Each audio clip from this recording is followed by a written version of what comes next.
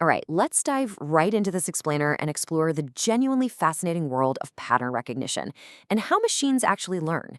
Now, the search for patterns isn't some brand new concept. I mean, centuries ago, Kepler used planetary observations to discover the laws of motion. But today, we are trying to automate that exact same discovery process. You and I are intuitively hardwired to find patterns in the absolute chaos of the universe. You do it effortlessly every single time you recognize a friend's face in a crowd or read a quickly scribbled sticky note. But the real mystery here is, how do we possibly program a machine, a system built on rigid logic and silicon? How do we get it to do exactly the same thing?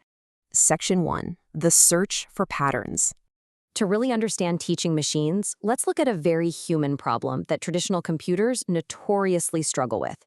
Take these handwritten digits from US zip codes, for example. We've all squinted at terrible handwriting, right? Each of these images is just a 28 by 28 pixel grid.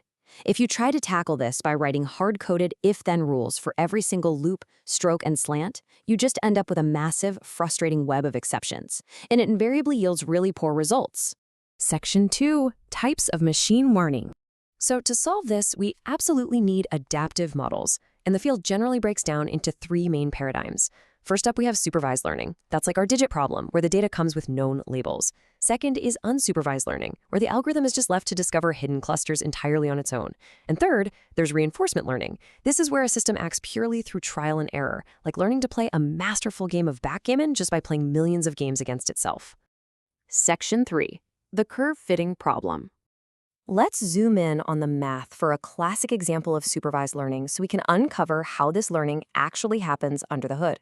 Imagine we're given these 10 blue data points. Our ultimate goal is to guess the underlying green pattern, which happens to be a sine wave, without actually knowing that curve beforehand. Now notice how the blue dots don't sit perfectly on the green line? That's because they're corrupted by random noise. And this perfectly mimics the real world because the data we collect out there always has some underlying variability or unobserved noise. But wait, to fit a mathematical curve to these blue points, we first need a way to measure how terribly we're currently guessing. We do this using what's called an error function. A very common one is the sum of squares error. Basically, it calculates the misfit between our predicted curve and the actual data points.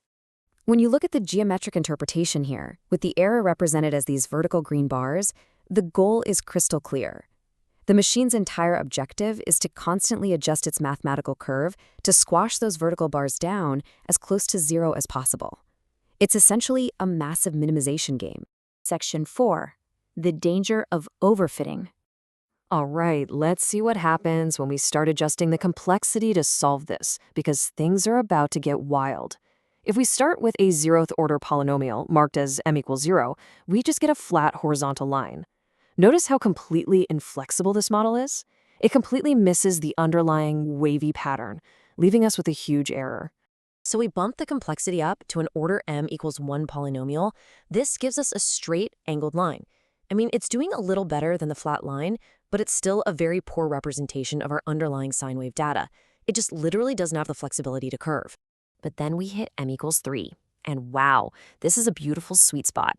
The red curve of our polynomial beautifully captures the oscillation of the underlying green sine wave. The error is small, and the shape looks incredibly accurate to the true pattern.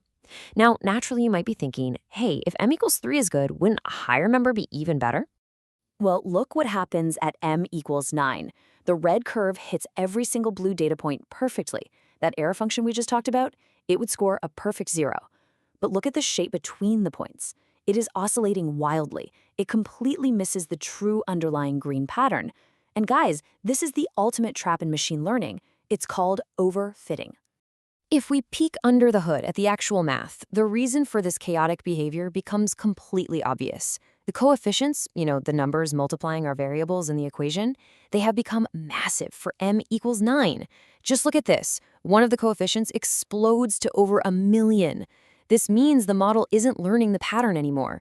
Instead, it has become finely tuned to the random noise in our specific 10 data points. Think about it like a student prepping for a huge test.